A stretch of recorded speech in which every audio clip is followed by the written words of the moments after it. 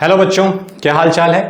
आज के इस वीडियो में हम लोग डिस्कस करने वाले हैं टॉपिक फिजिक्स का, जो कि fourth chapter motion in plane से रिलेटेड है। टॉपिक बहुत ही इजी है, वेक्टर का टॉपिक है। इससे पहले मैं सेम टॉपिक पे एक वीडियो बना चुका हूं, जो कि वेक्टर पोर्शन का फर्स्ट वीडियो था, जिसमें हम लोगों ने डिस्कस किया था types of vector and vector से रिलेटेड कुछ फंडामेंटल टॉपिक्स। अगर आप लोगों ने वो वीडियो नहीं देखा है तो प्लीज हमारे चैनल पे जाके पहले वो वीडियो देख लीजिए, उसके बाद ये वीडियो देखिएगा। इस वीडियो में हम लोग डिस्कस करने वाले हैं triangle law of vector addition. और वेक्टर के एडिशन के एक्चुअली दो लॉज होते हैं कॉमन बेसिस पे, एक ट्रायंगल लॉ और एक पैरेललोग्राम लॉ। और इनको करने का दो तरीका है, एक ग्राफिकल मेथड और एक एनालिटिकल मेथड। ग्राफिकल मेथड में हम बस वेक्टर को रिप्रेजेंट करते हैं कि वेक्टर आपस में ऐड कैसे किए जाते हैं, और जब उन्हें ऐड किया जाता है तो ग्राफिकली वो किस तरह से दिखते हैं, ठीक है। बट एनालिटिकल मेथड में हम उनके मैग्नीट्यूड को एक मैथमेटिकल फॉर्मूला से फाइंड आउट करने की कोशिश करते हैं, और डायरेक्शन को भी मैथमेटिकल फॉर्मूला से फाइंड आउट करने की कोशिश करते हैं। तो आइए स्टार्ट करते हैं। सबसे पहले ये टॉपिक स्टार्ट करने से पहले मैं आपको ये बता दूं कि ये वीडियो और ये टॉपिक जो भी है पूरी तरह से वेक्टर लॉज यानी एडिशन पे बेस्ड है, और ये बहुत ही सिंपल टॉपिक है। तो अगर कोई भी टर्म आपके समझ में ना आए तो आराम से उसे फिर से रिपीट करके देखिएगा। कोई भी टॉपिक बहुत टफ नहीं है, तो पहले टफ मानना बंद करते हैं और स्टार्ट करते हैं। हमारा टॉपिक है triangle law of vector addition. ये law vector addition by graphical method, मैं जरा सा पेन ले लूं पहले, बाय ग्राफिकल मेथड। तो हमें ग्राफिकल मेथड से triangle law of vector addition यहां पे करना है। ग्राफिकल मेथड में एक्चुअली क्या होता है कि अगर मान लीजिए आपके सामने एक वेक्टर ऐसे गिवन हो, तो आप ये जानते हो ये जो वेक्टर का लेंथ है ये मैग्नीट्यूड को रिप्रेजेंट करता है, और ऑब्वियसली ये जो इसका हेड दिख रहा है ये इसके डायरेक्शन को रिप्रेजेंट करता है। तो इसमें जितना ज्यादा इसका लेंथ होगा उतना ही इसका मैग्नीट्यूड ज्यादा होगा। अगर मान लेते हैं ये फोर्स को रिप्रेजेंट कर रहा है तो इसका वैल्यू हो सकता है 5 न्यूटन हो, इसकी वैल्यू 5 न्यूटन हो। 5 न्यूटन को अगर हम ग्राफ पे रिप्रेजेंट करना चाहते हैं तो हो सकता है ग्राफ पेपर पे हम ये लेट कर लें कि 1 box represent 1 newton, then 5 box represent 5 newton, या 1 centimetre on a graph represent 1 newton, then 5 centimetre will represent 5 newton. तो ये बहुत इजी सा एक्सप्लेनेशन है। और एक दूसरा वेक्टर आपके सामने इस तरह से दिया जाए और आपसे कहा जाता है कि इन दोनों को ऐड करो। तो देखिए कितना इजी है, ये 6th 7th ग्रेड का स्टूडेंट भी इसे इजीली समझ सकता है कि दो वेक्टर अगर मेरे सामने दिया गया है, दोनों अलग अलग एंगल पे वर्क कर रहा है, तो इन्हें हमें ऐड कैसे करना है। तो चूंकि हम ग्राफिकल मेथड पे हैं तो रिप्रेजेंटेटिव बेसिस पे इन्हें हम ऐड कर सकते हैं। ऐड करने का दो तरीका, या तो आप इस टेल को उठा के यहां पे रख दो, या फिर आप इस टेल को उठा के यहां पे रख दो। अगर इस पूरे के पूरे वेक्टर को टेल बाय टेल यहां पे ऐड कर दें तो ये रिजल्टेंट कुछ इस तरह से बनेगा। देखिए, अगर हमारे सामने एक वेक्टर इस टाइप का है और दूसरा वेक्टर इस टाइप का है, तो इन दोनों को ऐड करने के लिए सिंपली हम क्या करेंगे, एक वेक्टर को यहां पे लिखेंगे और दूसरे वेक्टर के टेल को यहां से उठा के सेम एंगल पे ऐसे डिस्प्लेस करके लगा देंगे। अगर आप गौर से देखो तो हमने क्या किया है, इस वेक्टर को एज इट इज यहां लिख दिया है और इस वेक्टर को पैरेलली डिस्प्लेस करके यहां पे लगा दिया गया है। अब according to triangle law of vector addition, the resultant, या फिर if two vectors are added in terms of magnitude and direction, या if two vector represents the side of triangle, या two sides of a triangle in magnitude and direction and taken in same order, then the third side of the triangle represents the resultant of the vector taken in opposite order। ये definition है कि if two sides of the triangle represent two vectors in terms of magnitude as well as direction taken in same order, then the third side of the vector will represent resultant of what? These two vectors taken in opposite order। अगर आप गौर से देखो तो ये वाला arrow ऐसे जा रहा है और फिर ऐसे बढ़ते हुए क्या हो रहा है, ऐसे चला जा रहा है ना, ऐसे जा रहा है। तो इसका जो ऑर्डर है वो सेम है। अगर आप गौर से देखो तो जो इसका ऑर्डर है वो सेम है, बट यहां पहुंचने के बाद इस ऑर्डर से इसे ऐसे आना चाहिए था, बट रिजल्टेंट एक्चुअली उसके अपोजिट ऑर्डर में है। समझ में आ गया। तो triangle law of vector addition बहुत सिंपल है कि अगर दो वेक्टर आपके सामने गिवन हो, एक हो वेक्टर ए और दूसरा हो वेक्टर बी, तो जो इसका रिजल्टेंट यानी कि ये जो r हमने ड्रॉ किया है इसकी वैल्यू सिंपली हो जाएगी vector r is equal to vector a plus vector b। I hope इसको समझने में कोई खास इशू आप लोगों को नहीं हो रहा होगा, क्योंकि triangle law of vector addition में सिंपली हम दो वेक्टर को एज इट इज हेड और टेल से कनेक्ट कर देते हैं, और अगर ये दोनों वेक्टर, ये वाला वेक्टर और ये वाला vector two side of a triangle को रिप्रेजेंट कर रहा है taken in same order, then the third side will represent resultant of the vector taken in opposite order. बस बात खत्म। अब नेक्स्ट पे आ जाते हैं, इसी का parallelogram law of vector addition. तो सिंपली मैंने इस समय दो वेक्टर लिया था, एक वेक्टर ये था और दूसरा वेक्टर मान लेते हैं ये था, और पहले केस में हमने क्या किया, इस केस में हमने क्या किया, पहले वेक्टर से दूसरे वेक्टर के टेल को कनेक्ट किया। बट हम ऐसा भी कर सकते हैं कि पहले वेक्टर के टेल को दूसरे वेक्टर के टेल से ही कनेक्ट करें, हेड से ना कनेक्ट करके कहां से कनेक्ट करें, टेल से, तो पूरा सिचुएशन ही बदल जाएगा। ये रहा पहला वेक्टर, यानी अगर ये वेक्टर हमारा ए है और ये वाला वेक्टर बी है, तो ऑब्वियसली ये रिप्रेजेंट कर रहा है वेक्टर ए को, ये रिप्रेजेंट कर रहा है ना। और ये दूसरे वाले जो भाई साहब है ये यहां पे आ जाएंगे,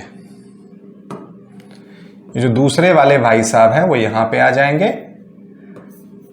सेम वेक्टर को मैं उठा के यहां पे लगा देता हूं, ठीक है।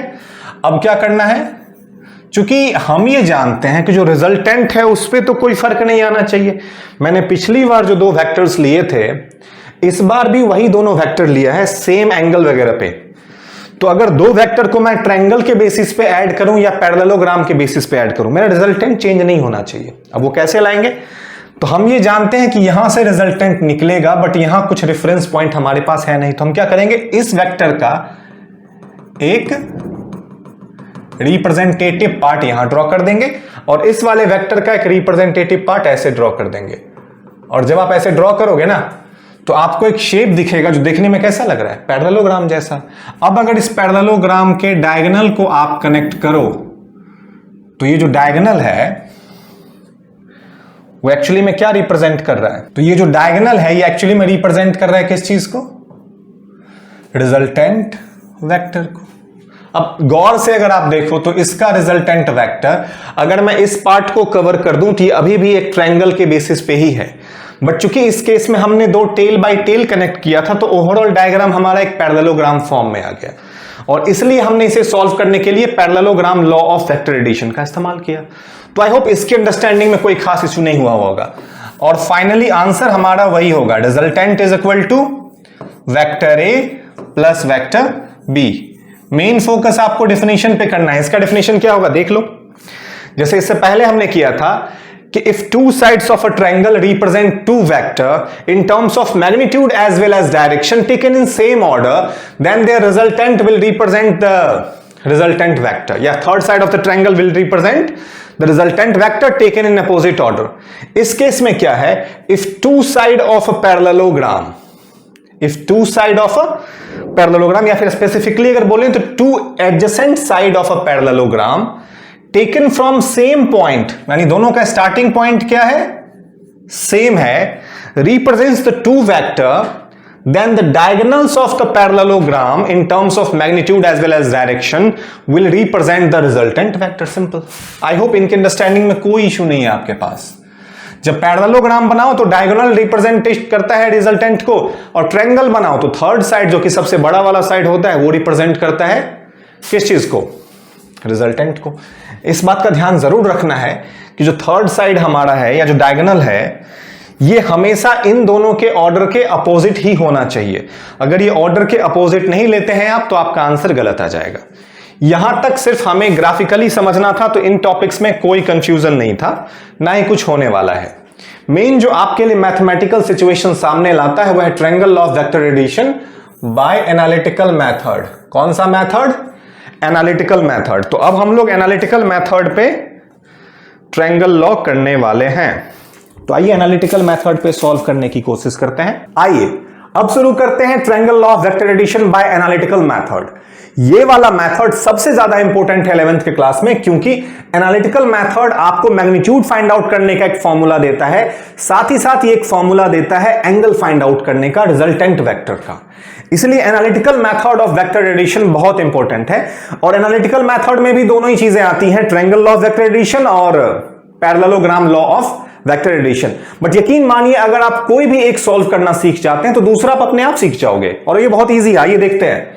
जैसे मान लीजिए इससे पहले हमने किया था कि if this side of a vector represent one vector and other side, चूंकि हमें ट्रायंगल बनाना है, दिस रिप्रेजेंट सेकेंड वेक्टर।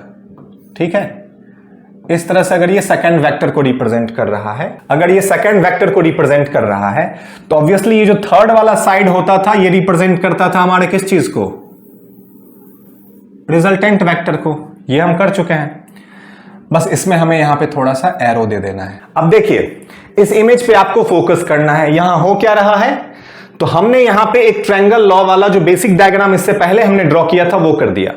अब इसी डायग्राम के साथ हम कुछ करेंगे और हम एक्चुअली में एनालिटिकल मेथड से वेक्टर के एडिशन को कर पाएंगे। देखते हैं कैसे होगा। आपको बस करना यह है कि ये वाला जो ट्रायंगल है ये किसी खास पर्टिकुलर शेप में नहीं है जिसके ऊपर हम कोई पर्टिकुलर लॉ अप्लाई कर पाए ज्योमेट्री का। तो हम क्या करेंगे, इसे थोड़ा सा एक्सटेंड कर दो और एक्सटेंड करने के बाद यहां से इसे मिला दो। हमने इसे इस चीज से मिला दिया। अब इस पॉइंट का नाम चलिए Q रख लेते हैं, समझ लेते हैं ये पॉइंट हमारा Q है। अब इस सिचुएशन में ये वाला पॉइंट ऑलरेडी रिप्रेजेंट कर रहा था वेक्टर A को, ये वाला साइड ऑलरेडी रिप्रेजेंट कर रहा था वेक्टर B को, और ये तीसरा वाला साइड ऑलरेडी रिप्रेजेंट कर रहा था रिजल्टेंट R को। ये हम पहले से जानते हैं ग्राफिकल मेथड से। अब इसमें ये वाला सेक्शन और ये वाला सेक्शन हमने एक्स्ट्रा किया है। हम ये मान लेते हैं कि ये जो वेक्टर है ये इस हॉरिजॉन्टल के साथ थीटा एंगल बनाता है। ठीक है, ये इसके साथ कौन सा एंगल बनाता है? Theta angle. अब अगर ये एंगल थीटा है तो इस एंगल की भी कोई ना कोई वैल्यू हमें लेनी होगी। मान लेते हैं इस एंगल का वैल्यू बीटा है। क्या है? बीटा। हमें कुछ ना कुछ लेट करना होता है, तो हमने मान लिया इस एंगल की वैल्यू क्या है? बीटा है। अब इस इमेज को आप लोगों को बस याद रखना है, इसके बाद का सारा काम बहुत इजी है। अब अगर आप गौर से देखो तो हमें रिजल्टेंट फाइंड आउट करना है। ठीक है, और रिजल्टेंट फाइंड आउट करने के लिए हमने यहां पे एक राइट एंगल ट्रायंगल पहले से ड्रॉ कर रखा है। अब अगर इस राइट एंगल ट्रायंगल में हमें OQ पता हो पूरा और PQ पता हो, तो पाइथागोरस थ्योरम से हम R की कुछ ना कुछ तो वैल्यू ले आ सकते हैं। बट प्रॉब्लम क्या है, हमारे पास ये वाला वैल्यू नहीं है और ये वाला वैल्यू भी हमारे पास नहीं है, तो हमें पहले उसे फाइंड आउट करना पड़ेगा। तो आइए पहले उसे फाइंड आउट करते हैं। अगर मैं आ जाऊं इस ट्रायंगल में जिसका नाम है इन ट्रायंगल PAQ, कौन सा ट्रायंगल है? ध्यान से देखिए इसे, इन ट्रायंगल PAQ। अगर आप गौर से देखो तो हम cos थीटा इक्वल टू क्या लिख सकते हैं? कोई बताए मुझे। किसी भी ट्रायंगल में, राइट एंगल ट्रायंगल में cos theta is equal to होता है B/H, और चूंकि थीटा ये है तो B हमारा AQ हो गया और H क्या हो जाएगा? Obviously AP। H क्या हो जाएगा? ये तो आप समझ पा रहे हो ना, जो थीटा होता है उसका adjacent is base and obviously the larger side of the triangle is hypotenuse, तो AQ अपॉन AP। अब हमें यहां पे फाइंड आउट करना है AQ, तो सेम फॉर्मूला को हम AQ इक्वल टू क्या लिख सकते हैं? AQ equal to AP cos theta लिख सकते हैं ना, AP cos थीटा। ये आप लोगों को याद रखना पड़ेगा, ये एक स्टेप है जो आपको एक सेपरेटली याद रखना पड़ेगा। और आप जानते हो कि AQ cos थीटा हमारे सामने, AQ is equal to AP cos theta, और AP का वैल्यू हम ऑलरेडी जानते हैं वेक्टर B है, तो मैं इसे लिख सकता हूं वेक्टर B cos थीटा। ठीक है, तो AQ is equal to B cos theta हमारा आ गया। सिमिलरली अब हमें PQ निकालना है, तो सिमिलरली हम फिर से उसी ट्रायंगल में आ जाएंगे और यहां पे लिखेंगे and sine theta equal to, कोई मुझे बताए साइन थीटा की वैल्यू क्या होती है? आप लोग जानते हो वैसे, sine theta is equal to P/H। Theta ये है तो PA हुआ, यानी कि sine theta is equal to हम क्या लिख सकते हैं? PQ upon AP। PQ upon AP। अब PQ की वैल्यू कितनी है? PQ हमें एक्चुअली में फाइंड आउट करना है, तो सीधा हम यहां पे लिख लेंगे PQ equal to AP sine theta. हो जाएगा, बस गौर से देखते रहो, हो तो जाएगा ही।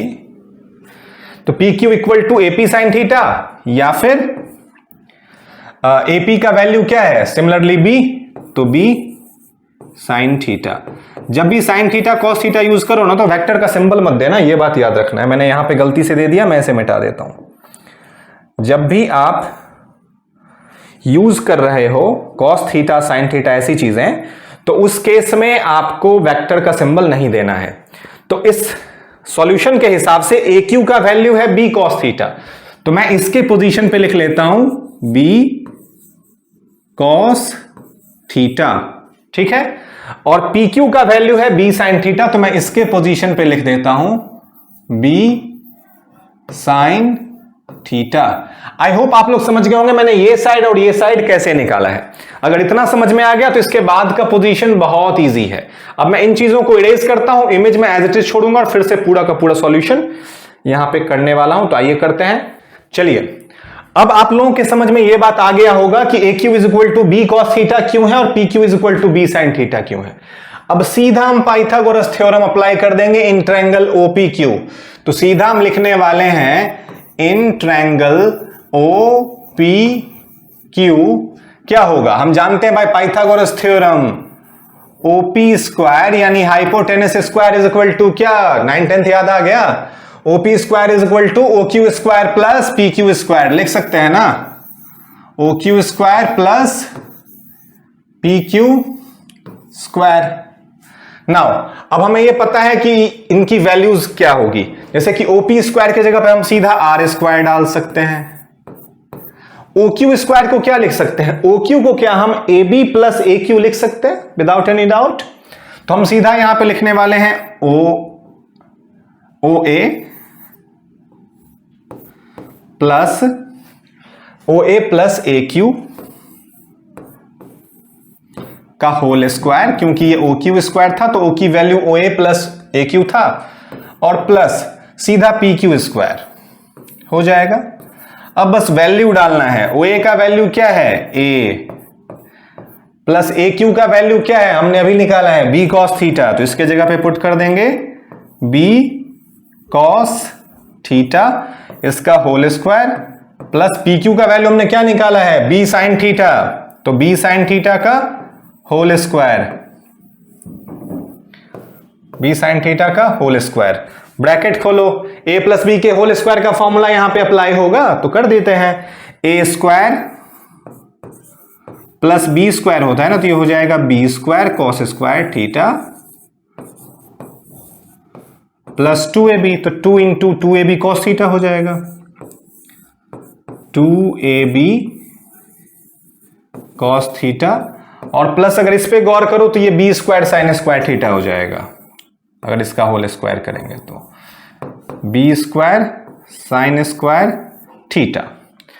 अब अगर आप गौर से देखो तो यहां पे भी B स्क्वायर है और इसमें भी B स्क्वायर है, तो इन दोनों को अगर हम साथ ले आए तो इनमें से B स्क्वायर तो हम कॉमन ले सकते हैं, तो सीधा क्या लिखेंगे A square plus B square, bracket में बचेगा sign square theta plus cos square theta, और उसके बाद क्या होगा सीधा 2AB cos theta plus 2AB cos theta. अब आप में से हर कोई ये पढ़ चुका है ट्रिग्नोमेट्री में कि sine square theta plus cos square theta is equal to 1, तो हमारा ये सीधा A square plus B square plus 2AB cos theta हो जाएगा। अब मैं इस सेक्शन में इसका फॉर्मूला लिखने वाला हूं, चूंकि ये सब इक्वल है R स्क्वायर के, तो अगर मैं R में से स्क्वायर हटा दूं तो ये पूरा वैल्यू किस में आ जाएगा, रूट में, तो सीधा हम लिख सकते हैं root under A square plus B square plus 2AB cos theta. ये था हमारा एनालिटिकल मेथड से मैग्नीट्यूड फाइंड करना of resultant vector R from triangle law of vector addition. I hope इसमें कुछ खास कंफ्यूजन आपको नहीं हुआ होगा। तो ये था हमारा triangle law of vector addition से मैग्नीट्यूड फाइंड आउट करने का तरीका, ठीक है। तो आई होप ये प्रूफ आप लोगों के लिए बहुत टफ नहीं रहा होगा, आई थिंक, क्योंकि टफ है भी नहीं। और 11th 12th के फिजिक्स में अगर आपको इसे इजीली करना है तो याद रखिए कि इससे पहले टफ बोलना बंद कीजिए। कोई चीजें या तो आपके समझ में अभी तक आई हैं या नहीं आई हैं। जब तक आपके समझ में कोई चीज नहीं आती है आपको वो टफ लगता है, बट एक्चुअली में वो टफ होता नहीं है, ठीक है ना। अब मैं इसे थोड़ा बहुत इरेज करके इसी क्वेश्चन का डायरेक्शन फाइंड आउट करना आपको सिखाता हूं कि डायरेक्शन इसमें हम कैसे फाइंड आउट करेंगे, ठीक है। तो अगर हमें डायरेक्शन फाइंड आउट करना है तो पहले इन चीजों को इरेज कर लें। चलिए अब डायरेक्शन फाइंड आउट करते हैं। डायरेक्शन कैसे फाइंड आउट करेंगे, तो हम जानते हैं डायरेक्शन हमें किसका निकलना है, रिजल्टेंट का विद द हॉरिजॉन्टल, और उसके लिए एंगल हमने क्या लिख रखा है, बीटा। तो सीधा इसमें फॉर्मूला पुट कीजिए, tan बीटा। अगर आप इस ट्रायंगल में tan बीटा लगाओगे तो tan बीटा यानी tan थीटा का फॉर्मूला क्या होता है, P बाई बी। इस केस में P क्या है, PQ, यानी परपेंडिकुलर हमारा है PQ और B के जगह पे क्या है, OQ। तो PQ अपॉन OQ फिर से लिखेंगे tan थीटा, सॉरी इस केस में बीटा है, तो tan beta equal to PQ का वैल्यू क्या आया है, B sine theta, B sine theta upon OQ का वैल्यू हमने क्या निकाल रखा है, A plus B cos theta. तो सीधा यहां लिख दो A plus B cos theta, और ये हमारे एंगल का फॉर्मूला हो गया, सिंपल। तो एनालिटिकल मेथड से वेक्टर लॉ ऑफ एडिशन को हम कैसे करते हैं आई होप आप समझ गए होंगे। इसमें कुछ भी टफ नहीं है, बस थोड़ा सा आपको परसिस्ट करके इसे सॉल्व करना होता है। अभी जो हमारा अगला वाला प्रूफ है ना, parallelogram law of vector addition by analytical method, ये आप लोग खुद ही कर सकते हो। मैं बस आपको इसमें आपको डायग्राम समझा देता हूं। हमने क्या किया था triangle law of vector addition में, पहले एक वेक्टर ड्रॉ किया था और उसके टेल के साथ दूसरा वेक्टर ऐड किया था, मतलब हेड और टेल को आपस में जोड़ा था। इस बार क्या करेंगे, टेल टू टेल ज्वाइन कर देंगे। इससे होगा ये कि हमारे सामने एक पैरेललोग्राम टाइप का सिचुएशन फॉर्म हो जाएगा। अब इस पैरेललोग्राम का जो डायगोनल है वो हमारा रिजल्टेंट वेक्टर होता है, तो इसको इससे ऐसे जोड़ देंगे और फिर से वही काम करेंगे जो इससे पहले किया था, इसको ऐसे एक्सटेंड करके जोड़ लेंगे। अगर ये हमारा P है, ये Q है, ये R है, ये S है, ये वेक्टर A है, ये वेक्टर B है, क्योंकि ये वाला भी वेक्टर B है तो ये वाला भी वेक्टर B ही होगा। देन ये रिजल्टेंट R है। अगर आप इस फिगर को इग्नोर कर दो तो इसके नीचे वाला ही तो इमेज हमने अभी किया था जस्ट। इस एंगल को आप फिर से थीटा मान सकते हो और ये वाला एंगल फिर से बीटा हो सकता है। Formula same to same geometrical method पे सॉल्व होगा। तो मैं चाहता हूं कि आप लोग ये वाला प्रूफ खुद से करके लाओ। तब तक के लिए धन्यवाद, मिलते हैं अगले वीडियो में।